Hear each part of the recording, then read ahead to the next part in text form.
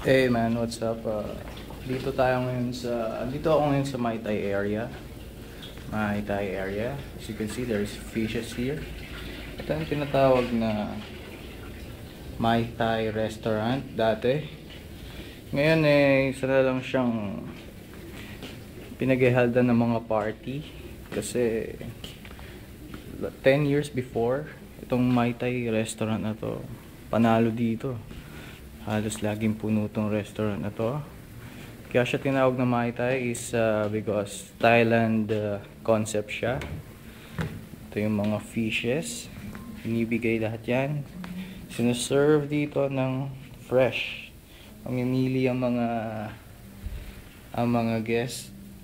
guests namin ng fresh fish. Then papaluto. So yun. Diyan. Malaking place to. Panalo dito, bre. And ngayon, for party place na lang siya. Tapos itong malaking bangka na to, may mga kung ano-ano, dito nakalagay yung mga fish dati. Maraming fish dito. Yan, yan. Panalo dito sa lugar nito.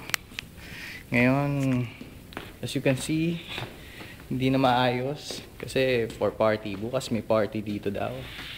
Tapos sa kabila na ito, makikita nyo ang beach area there. Kita nyo? Beach area there. Dito ako madalas ang tambay ko. Dito ako nag-yosi paggabi. Tamang isip-isip. Ganun lang ang trip namin dito.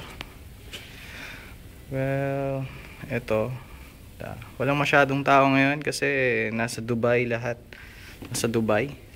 Then, ayun. Ito lang. Kami dito. As you can see. Place here. This place I work. And the fishes. Fishes.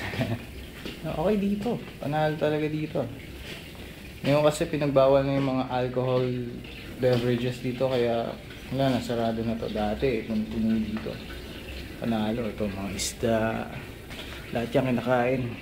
Sarap yan, no? Lalo na ito. Okay man, catch you later guys. Out.